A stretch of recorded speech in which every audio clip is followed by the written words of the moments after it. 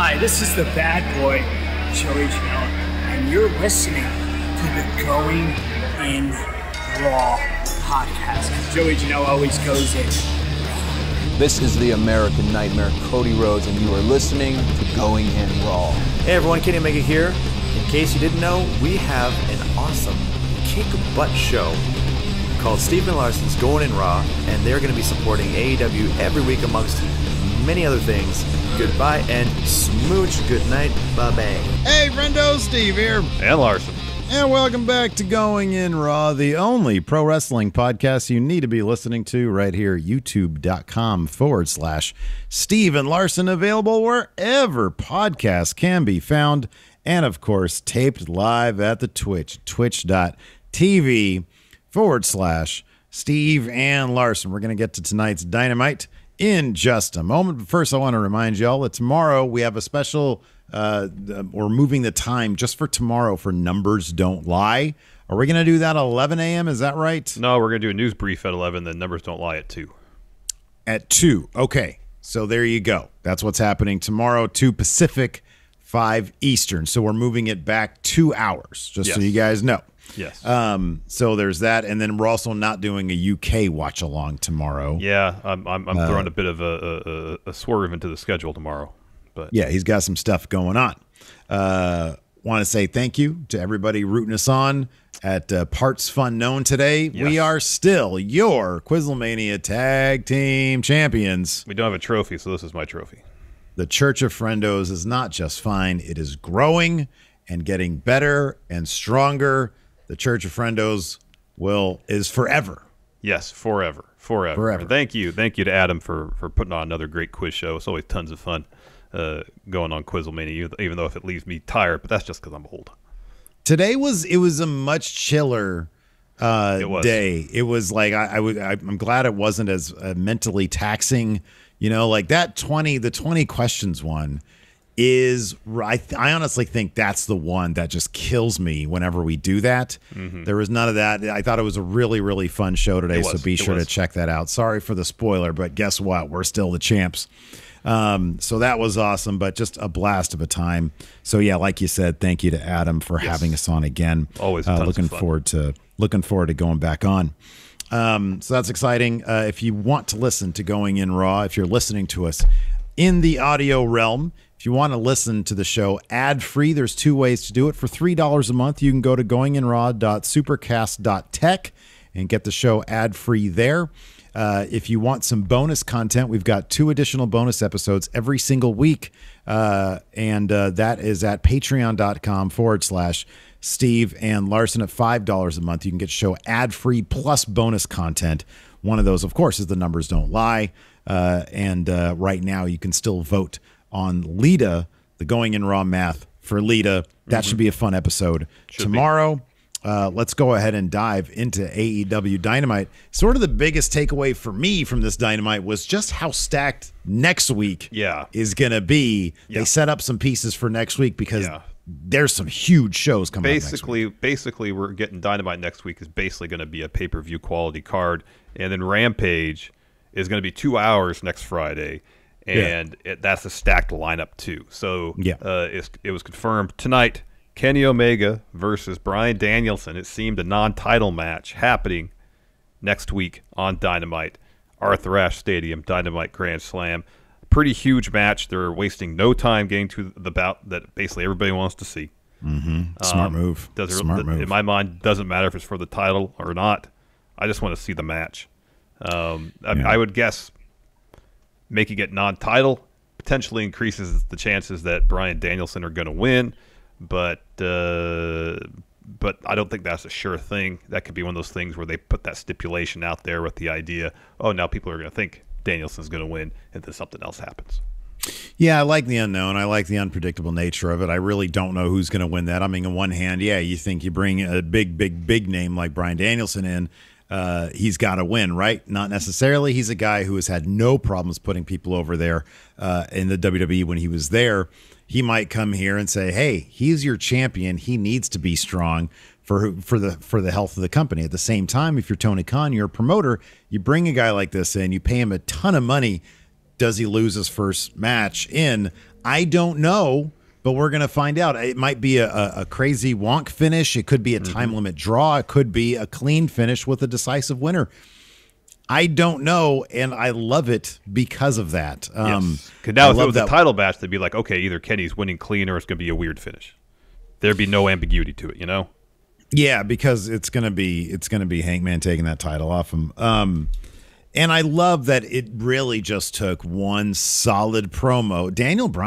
Bryan Danielson's always so good when he was in WWE. Just those promos that would get under Roman's skin during the contract signing, that stuff. It was so good, and he could deliver such an effective promo. And I love this change in character, no nonsense, loves to curse, evidently.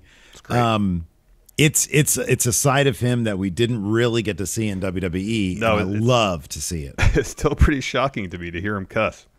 Oh, it's awesome. It is. I know. It's great. It's great. Yeah. I love it. It's still shocking to me. Like if Adam Cole calls someone a piece of shit, for some reason, that's like, his character. It makes sense. Yeah. But for Bryan Danielson to start cussing on my TV, it's still pretty shocking. Speaking of Adam Cole, I'm glad you mentioned him. He had his first match on TV tonight. Frankie Kazarian was his first victim of the last shot, and he dropped a promo. Apparently they have trademarked, or the Young Bucks have gone after the trademark for SuperClick, and he has announced that they are back. There's going to be a 6-man tag match coming up next week. On Rampage Grand Slam, that'll be probably the main event for Rampage next week, which is again Christian be Cage, 2 hours. And Jurassic Express. That should be great. Yeah, that should be really, really good. But yeah, otherwise, I thought the show was fine. I thought it was pretty fun. I think more it was just to set up what was going on next week. A lot of it, but I thought they advanced some stories in the macro sense, not just to motivate next week. They talked a bit, with Andrade talking about why he fired Chavo. Because he was the one giving the orders. Chavo was, rather than himself. We saw Jade Cargill on Dynamite for the first time in a while. It was a good win. That was a good match between those two. It was. We had Cody Rhodes return. Oh, yeah. Yeah, so they have their match at Grand Slam next week, and there was no go-home math per se, because Malakai comes out, he drops a promo, and then Cody shows up, and they just end up brawling up into the stands. So, for people who ask, what problem you got with Cody? What problem you got with Cody? It's totally cool if you're a Cody fan. I got nothing against you, really. Yeah.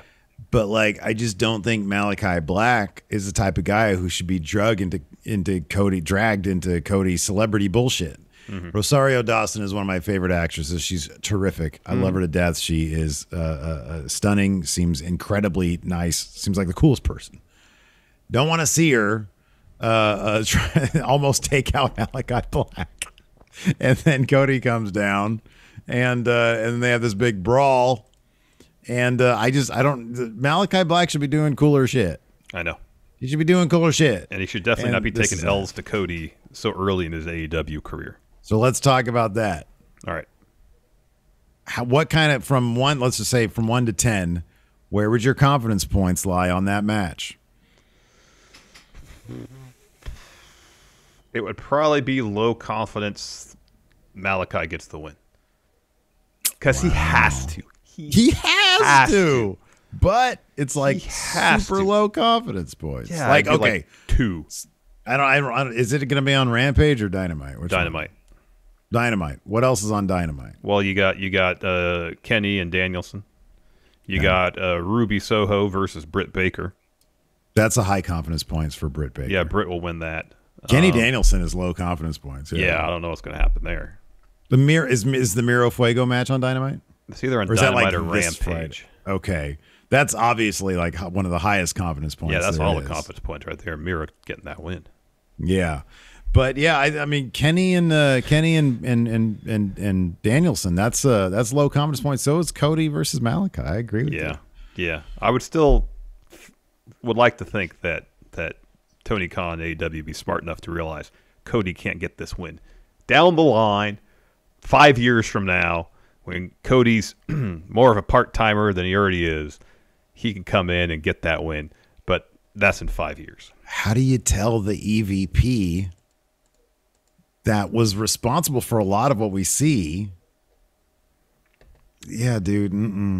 You're not gonna get. You're not Tony gonna get Khan the says win. he's one booking this stuff. No wrestler has creative control, he says. It's awkward conversation. Awkward conversation. Just saying. Yeah, I don't know, man. I don't know. I mean, I'd probably just, I don't like confrontation, so I'd just be like, Malakai, come here. You'll be fine. You'll be fine. Oh, I thought you were going to say, Malakai, come here. Just shoot on him. Just kick him in the head, Kick him in the head. Look, black mass, and then hold his shoulders down. I'm going to talk to the ref. We'll just screw job the EVP. Yeah, I know. Oh, I love it. Let's go ahead and dive into it, man. We had kicking things off. I do think we talked about in this pre-show. I'm not going to crow on it too much. I think that Adam Cole's first match in AEW probably should have been the main event. You couldn't make that case, especially considering what was the main event. Mainly that, yeah. Because like when I was starting to pack up from my bedroom to come into here when that main event started, and I was like, wait, who's this? Mox and Kingston versus 2.0. Like, I love 2.0. Don't get me wrong, but like, come on.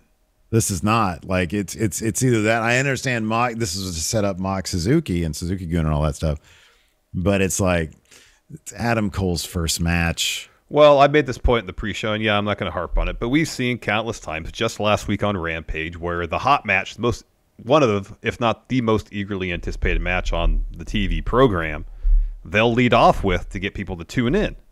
Mm-hmm. We've seen AEW do this a lot. Mm-hmm. I was a bit surprised that Adam Cole wasn't the main event, but then knowing how they tend to book their TV, where they kind of have two main events. They have the match that opens the show and the match that closes the show. Mm-hmm. Sometimes the match that opens the show seems like it really should be the main event, but that's just how Tony Khan approaches things, seemingly, where he wants a really hot, anticipated match to open the show, so people are going to be tuning in right at 8 o'clock, Oftentimes that's why he uses the Young Bucks, because they always draw like some of the biggest quarter hours. The quarter hours, yep. Yeah, for sure. No, obviously he's got a plan, and it works out pretty well for him. Obviously, Cole here wins. It was a solid match. Hold on. Phil comes out. Phil Brooks. CM Punk opens it up and goes. Yeah, he comes out and kind of does the stage dive thing and makes his way around ringside, says hi to the fans, and goes to commentary. He's on commentary for the first hour and a half or so of the show until Team Taz. We'll get to that segment of the night. That was absolutely fantastic. Like you said, Phil comes out, joins commentary. I thought he was pretty good on commentary too. I thought he was fun. Adam Cole versus Kazarian. Adam Cole has a new jacket, which is pretty fancy, pretty nice. Mm-hmm. There was that rough spot where Cole goes for a Panama Sunrise. I call any Alabama Slam a rough spot. I know it's not actually a botch or anything. It's just I hate that move. Cole goes for a Panama Sunrise. Kaz is able to counter that into an Alabama Slam, then hits a leg drop, gets 2 on that. Over on the apron, Cole's able to fake out Kazarian a couple times, hits Panama Sunrise, then a shot. Excalibur called it a shot. I hope they actually refer to it as a last shot, though. Yeah, I hope so. Even when he hit the original last shot, I don't believe he called it the last shot. Oh, did he hit one of those neck breakers on the knee in this match? Yeah. Okay. Yeah. All right. Must have looked away for a second. Yeah. Adam Cole hits whatever they're going to call that move for 3. I thought it was good. Afterwards, we got story time with Adam Cole, baby. He says, hope is a dangerous thing. And that locker room hopes they can keep up with the elite, but that ain't going to happen. I've only been here for a short period of time, and there's 3 people who've gotten under my skin. This is why Chugs is my favorite wrestler right now, because the number one name he mentions, wrestlers who get under your skin, number 1, Christian Cage. We're going to find out more about that son of a bitch later. Wow. Luchasaurus and Jungle Boy, but neither of whom I have any problems with, except for the fact they associate for now with Christian Cage. Well, I mean, to be fair to them, Christian Cage kind of weaseled his way in. You can say it. You could say weasel like a worm, Doesn't go that wormed far, his way he just in. kind of is like, I'm here now, Yeah, hanger on. I agree with you that you just said hanger on. Good. That's not my words, no. Adam Cole continues. Please don't interrupt Adam Cole. If they're so tough. You talking. At Rampage Grand Slam, those 3 versus Cole and the Bucks 6-man tag. The Super Click is back, baby. Of course, Super Click is what Adam Cole and the Young Bucks called themselves in Ring of Honor. Correct. They used to have merchandise on the Ring of Honor website that said Super Click on it. I wish I had bought one back then. I I was so close. I know, right? He said, "There's not a damn thing anyone can do to stop us." Yeah. He did the boom tonight. Did you notice that? He did the boom. Did it? I couldn't hear it. I saw it. I didn't hear it with the music. No, but he did the boom. Okay. He did the boom. I just don't. I think it's in between booms. At least it was the first time. Yeah, it was the first time. But, these things that get worked out. Next, we got a Lucha Brothers, Butcher and Blade video package hyping up a tag team title match that's going to happen this Friday on Rampage. That should be a good one. Of course, these four men have history together, being a part of Eddie Kingston's faction, which seems like, in terms of storyline, very long ago. It might have been like 6 months, Yeah. Let's take a quick break here to get a word from our sponsor, BetterHelp. Several years ago, while dealing with severe anxiety, I learned the importance of talking to a therapist, but also discovered that it can be extremely difficult to find the right person to talk to. Today, BetterHelp is providing a safe and private online environment where your needs will be assessed and you'll be matched with your own licensed personal therapist. BetterHelp isn't a crisis line, nor is it self-help. It's professional counseling done securely online, all without having to ever sit in another uncomfortable waiting room. BetterHelp is dedicated to facilitating great therapeutic matches. Send your counselor messages at any time or schedule regular phone or video sessions. They made it free and easy to change therapists if needed. And you don't have to limit yourself to counselors in your area. BetterHelp services are available worldwide, so you can find the expertise you need regardless of location. We want you to start living a happier life today. As a Going In Raw listener, you'll get 10% off your first month by visiting our sponsor at betterhelp.com/raw. Join over 1 million people who have taken charge of their mental health.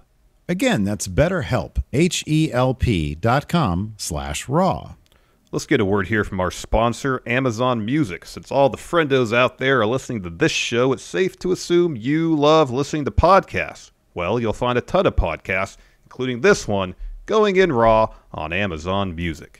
That's right. Amazon Music has more than 10 million free podcasts to listen to, such as the hilarious Smartless, which you can get ad-free 1 week before everyone else. There's also the true crime podcast, Dr. Death Miracle Man, which is available 2 weeks early on Amazon Music. Yeah, and if you're like Larson and love your music, you got to check out the thousands of free music stations and playlists on Amazon Music. Or if you like your tunes on demand and ad-free, then you got to give Amazon Music Unlimited a try. It gives you unlimited access to a lot of songs, and I mean a lot of songs, like 75 million songs, as well as podcasts, music videos, and so much more. And with Amazon Music Unlimited, you can listen to any song anywhere. Driving to work, walking your dog, doing wind sprints, anywhere, offline and with unlimited skips. Or you can listen to podcasts like Going In Raw, maybe while working out of the gym, or like I do at home. If you've never tried Amazon Music Unlimited, now's a great time. For a limited time, new customers can try Amazon Music Unlimited free for 3 months. No credit card required. Just go to amazon.com/GIR. That's amazon.com/GIR to try Amazon Music Unlimited free for 3 months. Amazon.com/GIR. Renews automatically. Cancel anytime. Terms apply. Before we get back to the show, let's get a word from our sponsor, DoorDash. You know, Steve, I found myself ordering with DoorDash a lot recently, like more than twice a month, and sometimes it felt like I was paying just as much in delivery fees as I was for the actual meals. But then I signed up for Dash Pass, and now I'm saving money on the food I'm already eating. I was once there with you, friendo, but now that I got Dash Pass, I get unlimited $0 delivery fees from thousands of restaurants, grocery stores, and convenience stores, saving me about $4 to $5 on each order I place. Dash Pass pretty much pays for itself if I order like twice a month. And with 18,000 restaurants eligible for Dash Pass, maybe we'll even find a new favorite place to eat. But Dash Pass is about more than good eats. You can get flowers, pet supplies, even groceries delivered to your door. So try a free month of Dash Pass now and watch those savings add up. So if you're ready to save money on your DoorDash orders, DoorDash is offering a free month for Dash Pass right now. Stop spending money on delivery fees. Try Dash Pass from DoorDash today for free. When you've got $0 delivery fees, you're free to get more because you can. Start your free month today After that, we got a Fuego del Sol interview. He's joined by Sammy Guevara. Talked about getting a contract. He's got this new car, so it's incredible. But he traded all away to be TNT champion. And then he says, I'm going to put this car on the line against Miro this Friday on Rampage. Bad move, Fuego. You're going to lose your new car. Bad life decisions. Is Fuego del Sol Spanish for bad life decisions? It's not. It's I know not. It means. But he really needs to change it to Malo Viva Decisión. I don't know what it would be. Anyways, yeah, awful move. Bad idea. Miro's going to wreck him. And apparently, according to his promo later on, he's going to wreck his car. Yeah. Is he going to do like a Johnny Knoxville did in Jackass that time? I was thinking more like Street Fighter, where you win a few fights and you get to go destroy the car. There you go. Oh, I think some people have it here in chat. Malas decisiones or malas decisiones de la vida. Ah. There you go. Thank you, R. Lopez Ortiz and Mr. much. Sinister. Thank you. Fuego Sans car. Fuego without sin. Fuego sin coche. Yeah. Yeah. After that, we got an MJF promo, and he says, like last week, the crowd was so sympathetic for crying Brian Pillman, but they should cry for him instead because he's standing in New Jersey. He talks a bunch of shit about New Jersey in this. He says, right now I want to have a conversation with the people at home, so he talks to the camera. And he says, I was told that some of his words may have been offensive to you watching at home last week. He says he doesn't care. Confirmed he watches Going in Raw. Yeah, I guess so. As the people all know, he says, I'm salt of the earth and very religious, so I'm going to have a conversation with the loose cannon Brian Pillman. So first he looks up to start the conversation, then he goes, nah, looks down, to imply that Brian Pillman's in hell. Yeah. And says they need to talk. He's a huge fan of Pillman. He says, but his widow created the worst excuse for a second-generation wrestler with Brian Jr. He says, Pillman, I'm giving you a fair warning that if your son shows up in Queens, I'm going to massacre him. The crowd starts chanting Pillman, so you can chant Pillman all you want. But at the end of the day, it's going to be obvious that he's better than Pillman, and he knows it. Varsity Blonde's music hits, so MJF, Wardlow's with them, sends Wardlow up to intercept Pillman on the stage. Instead, Pillman sneaks in from behind with a chair. So MJF instantly just cowers. Wardlow runs back to the ring. Pillman slaps Wardlow, low bridges him out of the ring, and then takes a swing with the chair towards him, and then Wardlow gets off the apron and joins MJF on the floor. Yeah. MJF had a lot of heat. Yeah, it was a really good crowd, and he knew how to work them. Yeah. After that, we had a sit-down with JR and Pillman so he could sort of respond to this stuff. JR starts off by telling Pillman Jr. the story of when his dad called him up, told him he was about to be a dad with Pillman. And JR says, last week you were humiliated. You have a chance to redeem yourself for the family's sake. Are you planning on beating up MJF? What a great question, JR. Pillman should have said that. Wow, what a great question. Pillman said last week in Cincinnati, I feel like I let my dad down. And there seemed like there was some real emotion there. This was actually the best sort of promo type thing I've seen from Pillman. Yeah. It really was. He says, MJF, while you were waking up and I missed, did he say Egyptian? Oh, cotton sheets. Cotton sheets. Yes. Okay. Cotton sheets. He says, I was fighting every day for my life.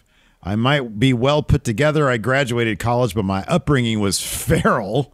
You don't know the adversity I've been through. And at Arthur Ashe Stadium show, Grand Slam, you're stepping into the ring with not any man, with a Pillman. Hey, Pillman. Yeah. Next, we had a Jurassic Express and Christian interview. So Jungle Boy starts talking first. He says, I don't get the fuss about Adam Cole in the Elite. I got better friends than he does and better hair than Christian. Whoa. Let me interrupt you there. This worm interrupting Jungle Boy. And then Christian Cage says, yeah, actually Adam Cole does have good friends. They took Adam Cole out of developmental and brought him here. And he goes, Adam Cole, I accept your challenge. Let me finish. And since Adam Cole, you're used to losing on Wednesday nights, you better get used to losing on Fridays as well. I don't think so, Christian Cage. My best friend Adam Cole's going to beat you up. See what's saying with the low-hanging fruit stuff? Calling NXT developmental I mean, now it is 2.0. It is, but in 2019, it was like the cock of the walk. Yeah. Bringing up losing the Wednesday Night Wars. It's so just low hanging fruit. It's so tacky. Anyways, he's gonna lose Christian Cage. Well, he's probably interrupting Jungle Boy. Well, maybe I don't know. You know what might happen? They might make a bit of a martyr out of Jungle Boy because Jungle Boy is like easily the most popular one. Yeah. And if Christian starts showing signs of like, I'm in this for me, I'm actually kind of halfway looking forward to Christian Cage as a bad guy. Yeah, I think he could do some good stuff. Because I think he could do some good stuff, and I'm excited about that. I wonder if he would do a thing where he's like a bad guy in AEW and then a good guy when he's in Impact. Yeah, who knows? I suppose it's possible. I mean, he could pull. I think he's the type who might be able to pull it off. Totally. After that, we got FTR versus Matt Sydal and Dante Martin. This match was a lot of fun. Oh man, I know Dante Martin's. They're brothers, right? Him and his tag team partner, right? What's his brother's name? Darius. Dante and Darius. Okay. I know he's injured right now, but holy moly. Sydal and Martin as a tag team? Pretty good. That's good. That's good stuff. That's good stuff. This was fun. FTR ended up getting the win with the big rig, but this was really, really fun stuff. It was fun. Yeah, Dante Martin is ridiculously talented. He is so much. You know what they should do, really? Have him and Sydal go on a good run as a tag team. When his brother comes back, make that the time that you separate them so that they have their own identities. You know, it's like Darius comes back. It's like, oh, I want to be in the tag team. They'll probably just turn him into trios or something. But that's what I thought you were going to say is have them form a trios team. Yeah, I'd rather just part ways because otherwise, allow the brother to go heel and establish his own identity. Yeah, maybe. Oh, yeah. So FTR wins with Shatter Machine. After that, commentary starts talking about the Suzuki incident, and Punk kind of paraphrases it. Really puts over Suzuki for the legend that he is. Yeah. He says that Suzuki felt slighted, that Kaze Ninare was cut off. He wants payback, and he wants to hear his music. And then we get a Lance Archer, Minoru Suzuki promo. Archer says Mox had the ref and the people on his side last week in Cincinnati, but that's going to change in New York. Says he and Suzuki, they're Suzuki Goon. They've been a team for a long time. Mox and Eddie are going to step in the ring with them. And Minoru Suzuki says, Suzuki Goon, Ichiban. Ichiban, not Niban. Malakai Black comes out for a promo. He's got a cape now. You see that? He has a cape. Yeah. Look, man, this is great. And he comes out there, gets on the mic. Members of the House of Black, please rise, for we have an enemy in our midst. And then the camera goes to Rosario Dawson. But she's got a Nightmare Family jacket on. Yeah, but I'm like, oh, she's nobody's enemy. She's awesome. It's Rosario Dawson. Who doesn't love her? She's great. She says, walking freely among you wearing the colors of the enemy. And she's like, hey, what's going on, everybody? So, anyways, he starts to approach her. She comes out to confront him. Yeah. Which you're a fan. You're not supposed to go past the barricade. No. And Cody comes running down. Oh, one of my celebrity friends is about to encounter Malakai Black. Oh, I better get over there. I've just been hanging out at home doing a whole lot of jack shit. And so he comes running down. She jumps on Malakai Black's back. And he sort of like very gently sort of flings her off, but she gets off. And then him and Cody go fighting each other up the stairs into the crowd. Even that brawl felt like it took forever. It did. I thought they were going to fight to the concourse and like there'd be some resolution, but they just kind of fought up until like the entryway into the concourse, and then we went to commercial. It took forever. And Cody's got the red suit on. It's just. Man, I know. People in our comments, I like Cody. Why don't you like Cody? Yeah, Cody. If you like Cody, that's great. That's great. We're gonna hate watch Rhodes to the Top for sure. Yeah, maybe that'll go so far though. At a certain point, I'm like, eh. You think so? I don't know, man. That might be one of them fun things. I don't know. After that, we had Anna Jay and the Bundy video package. They have a match on Rampage, I believe, and then we get an Anna Jay interview.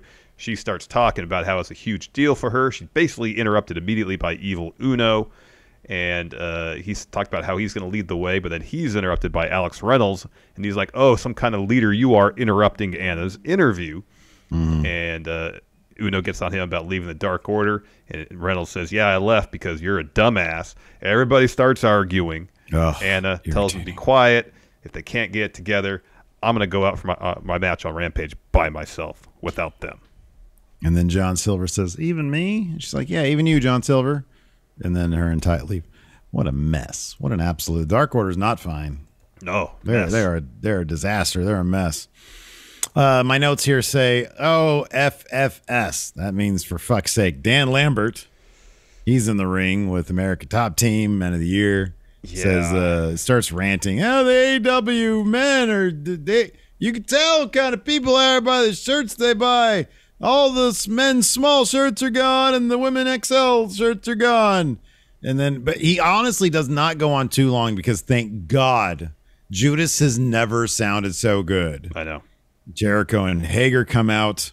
Jericho says, it sounds like, Lambert says to cut the music, and Jericho, he's like, they don't even know the lyrics of this song. They have to look them up on their phone. Jericho's like, it sounds like there's 15,000 here who love that song. Basically, everybody was singing without looking at their phones. Yeah, he said, we could sing along to your song, but no one knows the words to, this was actually pretty funny. No one knows the words to I'm a fat-faced dipshit, yeah, yeah, yeah. Yeah. He leads them in a rendition of I'm a fat-faced dipshit, yeah, yeah, yeah. Lambert says, I'm surprised you're the one to defend this company, but you are the master manipulator here, getting these idiots to spend their allowance on your crap. Jericho says, what's your problem? You're like a grumpy old man screaming at the AEW clouds. So when I see you surrounded by your meat, and then he makes a really just out of place, I mean, I'll just call it like it is, a homophobic joke. And it's just not, I'm like, with Jericho, I'm sorry, but like, I always in the back of my mind think that he's like just one moment from doing something like this where it's like, oh, dude, come on, man. That shit belongs back in the Attitude Era when you could do stuff like that. And I don't know. It is what it is. You sort of get that with Jericho sometimes.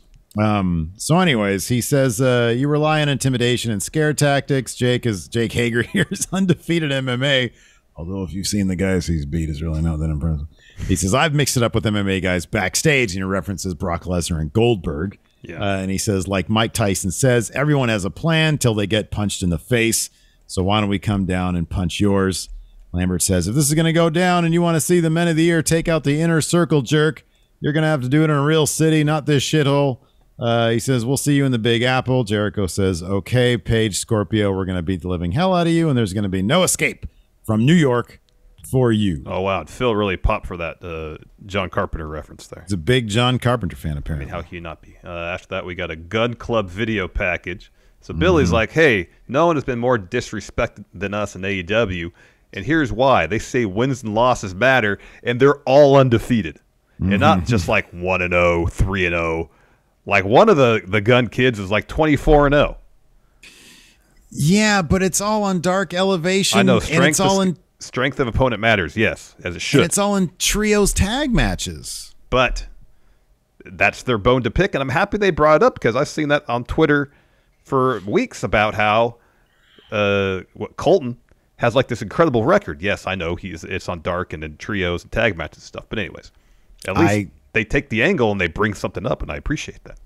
I 100% agree with you. And it makes sense. I like to give them shit because it's kind of fun, and I like to talk a little bit of shit about Dark and Elevation, but I think Dark and Elevation serve an amazing purpose. Yes. I love the kind of buzz they can bring to that show by bringing in indie talent and getting the buzz based off of those, the followers of those people. I love that stuff, and I love this. I like to talk shit because it's fun, but everything you said is absolutely right. I think it's great. So now they say respect will be earned one way or the other, and if anybody has a problem with that, Billy says, just say win. He wants to fight. Yeah. Then we get Jade Cargill versus Leyla Hirsch. This was a fun match. This was a really cool match, man. They you figured that Jade, she's booked as kind of untouchable, certainly unbeatable. She's like 13-0 now, I think. 13 or 14, yeah. But they seem to be really, really high on Leyla Hirsch. I love the dynamics here because Jade is like super tall and Layla's like really super short. But she obviously has that terrific mat wrestling background. And she immediately goes for a double leg, can't get it. Eventually she does get it. Jade gets out of the ring as soon as that does happen. Leyla hits a suicide dive on Mark Sterling. This was just a really solid match, and I much prefer something like this where Jade is able to pull out a win against somebody who, yes, might be smaller in size, but that works as an advantage for Leyla Hirsch in this situation. Well, not just that, but she has the experience advantage as well. Right, exactly, yeah. You know, so they really did a great job making Leyla look great here. Yeah. She is a terrific wrestler. She is. And Leyla was able to make, I believe, Jade look really good here. In the end, Leyla goes for a moonsault, eats a big boot, and then Jade hits her finish, Jaded for 3 for the win there. So I thought this was a really good match. Yeah, it was. After that, we got an Andrade El Idolo promo. He says, I'm always one step ahead. But he never gave the order to interrupt his match, so he asked his assistant, what happened? And his assistant says, well, Chavo said, and Andrade interrupts him. He's like, no, Chavo isn't the boss. Andrade calls himself the Kingpin. And says, I can beat Pac or anybody else without any help. This was the first promo from Andrade that I was like, oh, I like that. Because he was like bullying his assistant. He was pissed off that he didn't let him finish Pac on his own. Andrade seemed dangerous in this promo. And I thought that was great. And he hadn't really up until now. No. Like, if this guy can, I like that. This was really good. Yeah, it was good. This was great, man. So he kept the commentary. Steve segment of the night. Come on, go ahead. Punk is sitting there and just wandering into the frame. Hey, shitbag, Punk, you in my seat. Whoa, what are you doing here in my seat? And Punk's like, well, I'm not taking your job, man. What, you trying to take my job? Yeah, what, are you trying to take my job? It's like, no, I'm not trying to take your job. So, like, Hook is behind Taz. And so Hook comes up, and Punk, of course, gets up so reluctantly, too. Like, here we go. It's like the SpongeBob movie. Here we go again. So he gets up, and you can tell that they're back. I thought Hobbs was going to come out of the tunnel because they were backing Punk up, but Hobbs came from behind. I mean, that's a typical Team Taz thing. You think that you have the advantage because the dude's going to come out of the tunnel. It's just he runs up from behind him. Mm-hmm. Hobbs has the most amazing Team Taz FTW overalls on. They were awesome. Bib overalls. These were beautiful. He nails Punk from behind. Hook goes over to commentary. Or no, I'm sorry. Hook, so after Hobbs nails him, Punk fights back a little bit. Hook puts Punk in a dragon sleeper and then goes over to commentary as Hobbs is still sort of beating up on Punk. He starts yelling at commentary to leave, to go away. He starts smashing the monitors. He clears the table. Hobbs brings Punk over and choke slams him onto the table, and the table did not break. It barely, but it collapsed on the side. Yeah, it kind of fell over. So rather than choke slamming him through the middle of the table, like putting Punk through the table perpendicular to the table, he did it like in line with the table. Yeah. So like the weakest part of the table is the middle, you know. Mm-hmm, yeah. So it just didn't break. Oh. It was a hard choke slam too. Yeah, like he did not ease up on him. And when you see Punk down there, he looked like he was legit. I mean, I don't know how you wouldn't be in legitimate pain. That looked like more rough than any spot he might have taken in that Darby Allin match. Yeah. I don't know. I would think so. I mean, it's a Darby Allin match. I'm trying to think of any like suicide dives that might have nailed Punk. Phil took a suicide dive. So yeah, that was gnarly. So then Punk versus Hobbs was announced for Rampage Grand Slam, I believe. Mm-hmm. So that'll be not this upcoming Friday, but next Friday.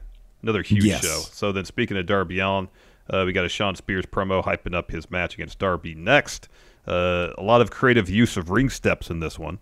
Mm-hmm. So Shawn Spears tosses Darby into the ring steps, and he moves the ring steps away from the corner, more kind of like right in the middle of where the ring is. Not in the ring, on the floor, though. And so he puts Darby against it, hits some knees, looks for a running knee. Darby evades that.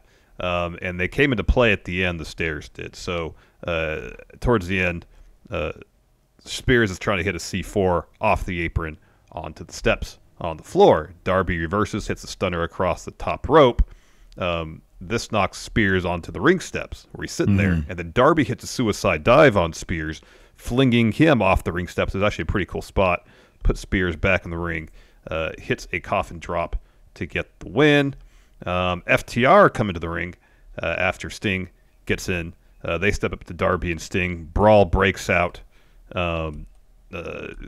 Tully gets in there. He hits Sting with the chair. Sting no-sells, pushes Tully into the corner. FTR, though, just overwhelmed Darby and Sting.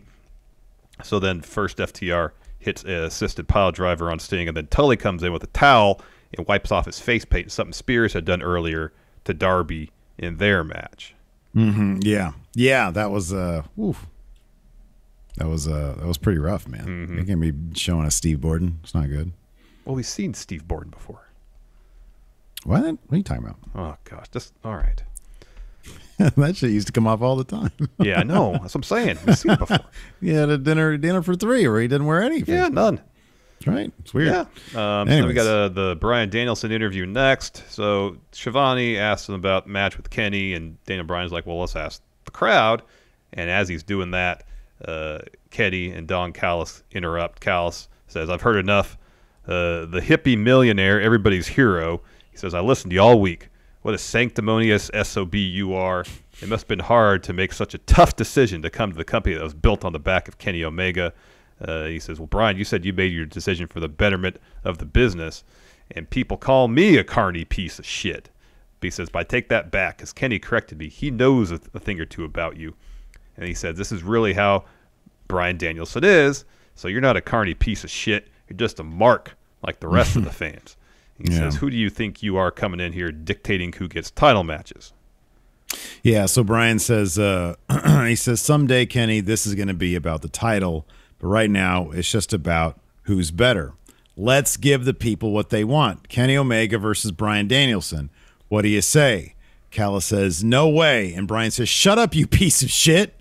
I came here to talk to Kenny Omega, but maybe I shouldn't have. I came to AEW to fight the best bout machine, the god of professional wrestling. But since I've been here, all I've seen here is a guy that hangs out with goofy stooges. Who lets this piece of shit talk for him? Or who lets this piece of shit talk for him? I heard the rumors that maybe you've lost a step, but I don't think that's true. I just think you've lost your balls. So what do you say? Yes or no? Of course, the crowd. And yes, of course. Yes. Kenny says, you want the best bout machine? The god of pro wrestling? My answer is yes. But it's funny because even Kenny's tone isn't really like goofy Kenny like we've seen before. Like this was straight up Kenny, you know. This was like shoot Kenny almost. This was really, really good. They wore matching blank white T-shirts as well. Yeah.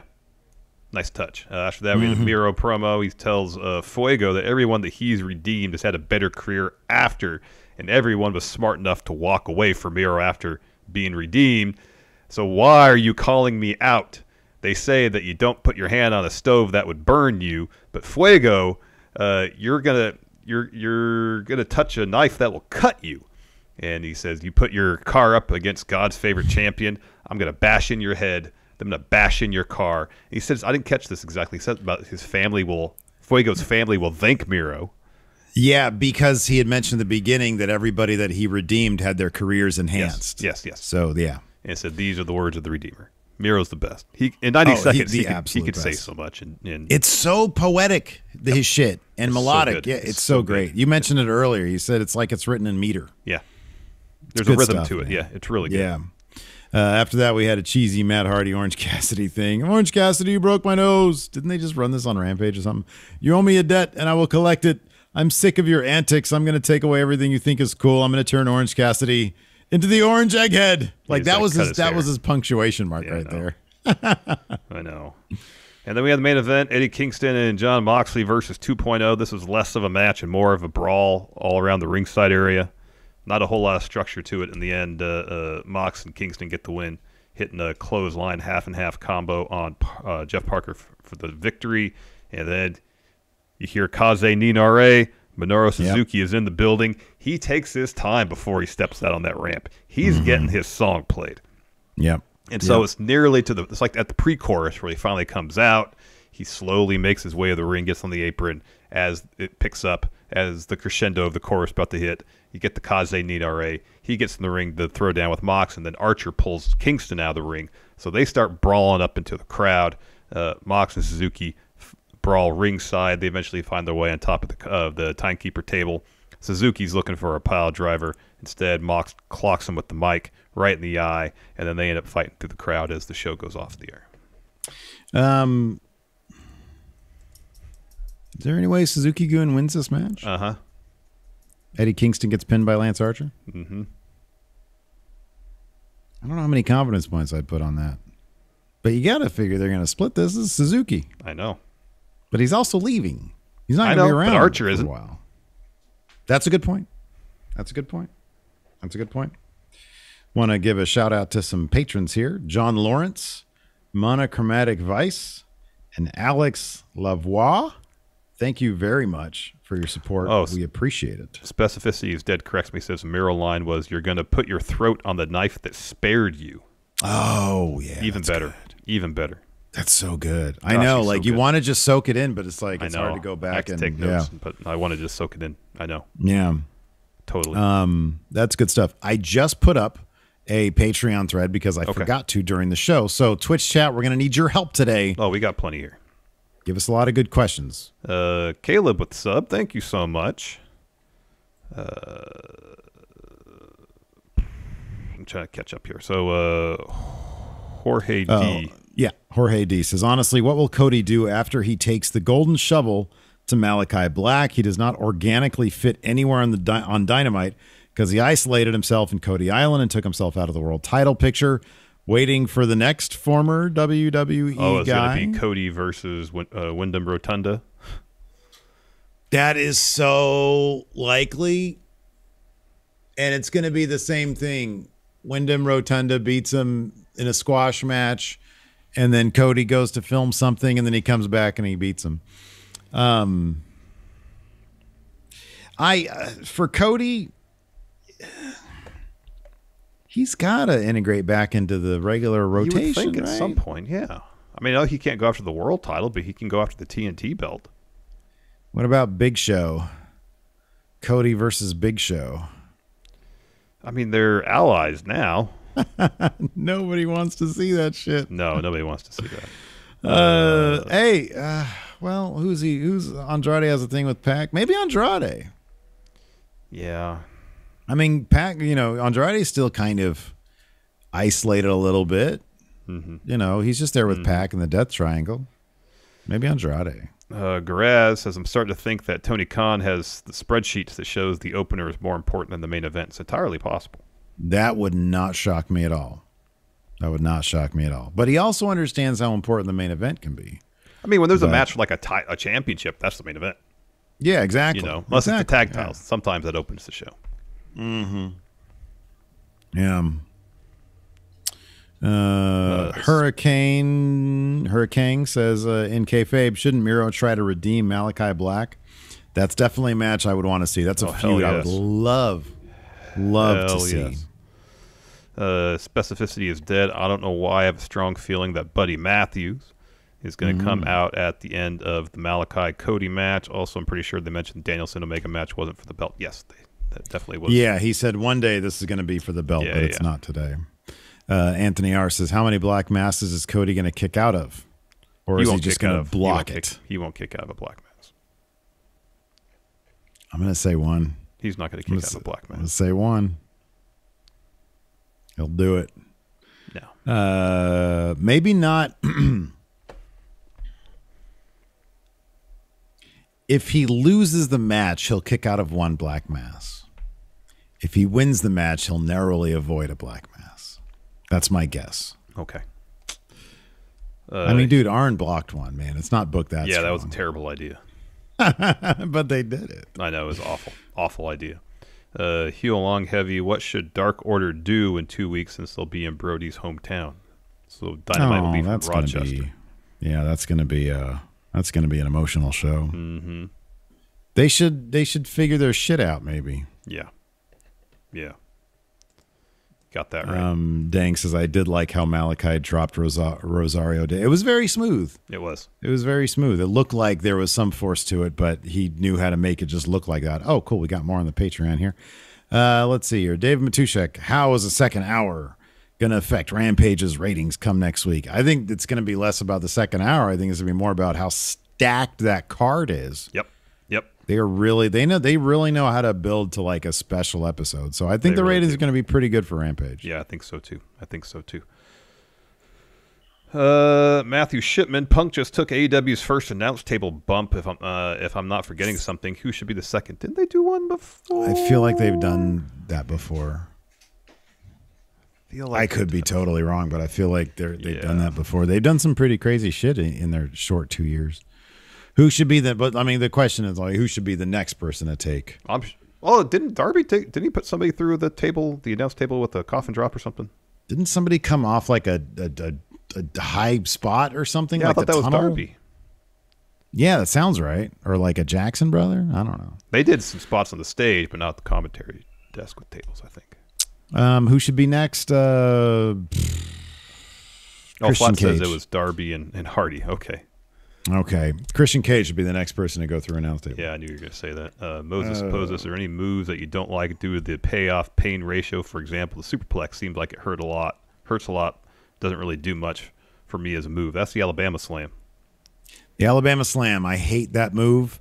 The superplex is funny because it should be a finisher. It was back in the day. Yeah. That should totally be a finisher, but it's like booked like Seth can just roll through it and hit another move. I know, which is impressive. Let's see here. Matthew Shipman says, in light of Big E's title win, who do you think will be AEW's first non-white AEW champion or TNT champion? Well, TNT champ. Well, I don't know what you consider. Hobbs for both. There you go. That's my answer. Maggie, who would you pick to take Jade to the next level in her presentation career? I don't know if Smart Mark Sterling is the guy. I know he's not. Yeah, I was trying to be diplomatic about it. I know he is not. You know, it's so easy. That's enough talking for now. Time for the main event. It's Mark Henry. Oh, yeah. Mark Henry. That'd be great. With Jade. That'd be great. Would be killer. That'd be good stuff. That'd be good stuff. That would be great. Cold Snacks. Who takes the TNT title off the Redeemer? At this rate, nobody. Seemingly. Yeah. He's going to have that belt for a while. Cody. Yeah, there's the next guy to feud with Cody is Miro. Let's see here. Pacific Caleb. Is Ric Flair really a good replacement for Chavo? It sort of depends on what you want. If you want somebody who is professional and competent and charismatic, then Chavo. If you want crazy old man on a mic, which I kind of do, Ric Flair. Yeah. That'll be great. I was rewatching while I was editing something. I was rewatching the last Nitro. And I wanted to see if the Deadlock guys did an episode on it. They did. I think they've done like over 100 episodes. Wow. Because I'd love to hear their take on Ric Flair's promo. Because, remember it starts off with Vince saying, "I've got all of AEW in my hands," and of course Flair in his promo, "You can't have us in your hands. We'll never be in your hands." Woo! And it was just like the most bizarre, and it keeps on cutting to the crowd, and they're so confused by what he's saying. Yeah. It's absolutely hilarious. That dude that was 20 years ago. He's Office Rocker. I know. Diehard Homer, could Fuego get a fluke win and lose it a week or so later? No. Not a chance. No way. No. Taz, get out of here, California Wells. Taz should manage Jade. Oh, that'd be the worst. Hey, who are you trying to take my job now? Punk is just so exacerbated at this point. He's like, oh, God. I was sitting here having a good time. Royce A. Murray, do you think anybody in AEW is going to stack two people in a pin like Roman did at Mania? Miro. Have Miro stack two people. Fuego and Sammy. Have them stack Fuego Have them and both Sammy. Tap out to game over. Yes, perfect. Hasn't he done? He's done that before, hasn't he? Yeah, I think he did it in WWE with the Accolade. Yeah. He put two people in it. Solus says about Pillman. Clearly, MJF and Pillman are okay with referencing his dad. However, you got Benoit's son in AEW, could there be any way to reference his dad and not have it seem tasteless? No, not a chance. Not any. No. No, you can't do that. No, because he had victims that aren't with us anymore. It's not like you can ask their permission. So He says right now they're dancing a fine line between promo and losing the audience. Yeah, I'm not sure how I feel about all that. I mean, if Pillman's cool with it, I think that's fine. If it's advancing his career, that's great. But as a fan of the product, I'm not really into him like looking down and talking to Pillman like he's in hell. I'm just not into it really. But it is what it is. Yeah. Ramp and Dieter, after Cody is obliterated by Malakai Black with 3 black masses, does he go after a title, maybe indoctrinate the Dark Order to his house? Oh. I'm not sure that's a great fit. Malakai Black is so serious, and the Dark Order's kind of goof status. Yeah. But and as far as titles, I feel like you can go a long time without him worrying about titles. Yeah. But that being said, I don't know what's next for him. I'd say maybe I don't know, maybe Hangman has to go through him first in order to get back to the title. Yeah, maybe. That'd be fun. Jorge D says, let's say that Tony D'Angelo gets released, and Tony he gets released after one promo, after one vignette, and Tony Khan signs him with the exact same gimmick. How do you organically fit him into Dynamite, and what's his new name? I mean, he dressed and kind of talked like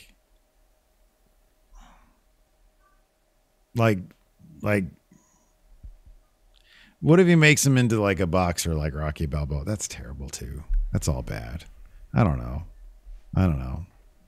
Have him have his name be Rizzo Ratzo instead of Ratzo Rizzo. Yeah. Ratzo Rizzo. Yeah. I don't know what you do with that, man. The Twitter response to Tony D'Angelo was hilarious, by the way. I like Googled, I searched his name on Twitter, and it was absolutely hilarious, people's response to him. Just like, what is this? Yeah. Let's see here. Anyways, we're gonna call that a day. Solas, this last one here says, to follow that up, does MJF need to be pulled up at some point as to how far he goes in his promos? He clearly thinks old school heel is the way to go, and yes, it gets heat, but he often feels like one comment away from having the crowd turning on him big time. I don't know. It would shock me if Tony Khan and him didn't. I mean, I think it's obvious that Tony Khan really likes MJF. I'd be shocked if Tony Khan was included into literally everything he was going to say. Well, that's what Tony Khan more or less made it seem like. He's very hands-on with Dynamite. And yeah. I think, I think what he said was, people do their own promos, but he has bullet points for them. I believe he said that. Mm-hmm. Yeah. So, and especially something Hook has gear now. Ooh. Hook has a shirt. I was actually on Taz's Pro Wrestling Tee Shop. I'll have to look at Hook's. I mean, I don't know the crowd turning. The crowd boos the shit out of MJF right now. Yeah. I mean, all they would really do is... Well, the one thing that'd be worse would be silence. Yeah, which, that's not the reaction that something really bad would get. You'd probably notice a palpable difference in the crowd, but I don't know that it would be something that'd be like, oh, wow, you crossed the line. It'd be more a kind of thing where people would be raging about it on Twitter, and Tony Khan would realize, oh, shit. The same thing that happened with Caster. Mm-hmm.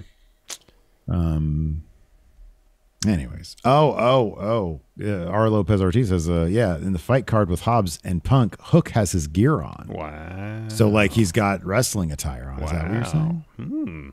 Wow. Wow. Awesome. Anyways, that's going to do it for us. Thanks, everybody, for tuning in. We appreciate it. Till next time, we'll talk to you later. Goodbye.